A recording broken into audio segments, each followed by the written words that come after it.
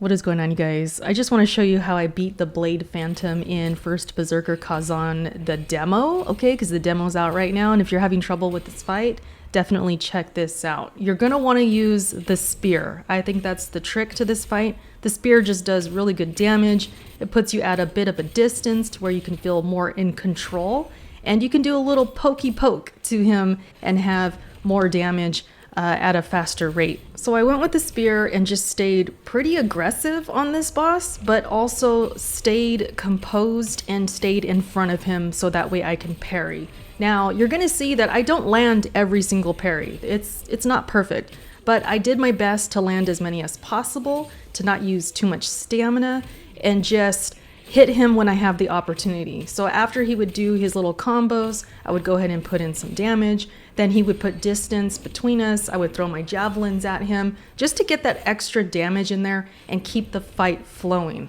You're going to want to keep the dodging to a minimum. Only dodge if you absolutely have to, and just get good at parrying. And I mostly just use my R1 attack the entire fight, with the exception of a couple triangle attacks. And I'm going to show you my skill tree real quick. You can see that I have Moonlight Swift Attack unlocked on there. It's a third attack of the Swift Attack that becomes a slash attack. So you should be seeing that throughout the fight. You're probably wondering, where's all my other skill points? Well, I put them on my dual wield, which I ended up not using. So this just goes to show you don't need a ton of skill points on the spear to get it done. All right, let's get back to the fight. So when it comes to the first phase, it's pretty basic. Stay in front, land as many parries as possible. Only dodge if you absolutely have to, get out of harm's way. Now, when it comes to the second phase, he does up it up a notch when it comes to his moves. He will do some different attacks on you, but in reality, you can just kind of do the same thing.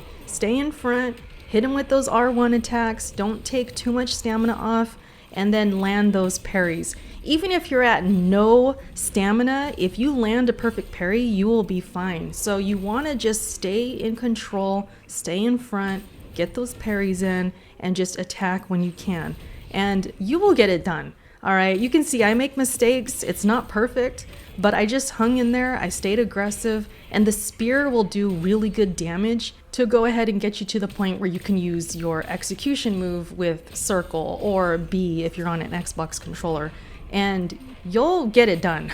He does do some crazy moves where he's in the air and he'll land, and that's kind of the same situation as the first phase where you can parry those moves, but there were times where I did decide to actually dodge those, and I found that dodging to the left worked really well. And then when it came to his move that you can't parry, I forget what they're called in this game, I actually dodged to the right. And I don't know if that's the best way or if it just happened to work for me, but it worked. So if you can't counter that move in time and you panic, just try and dodge. I think you'll be fine. You should be able to dodge through it, get those iframes, and then be able to attack him afterwards. And that's pretty much how I got it done. I know it's kind of basic, kind of common sense even, but sometimes you just need to see it to believe it.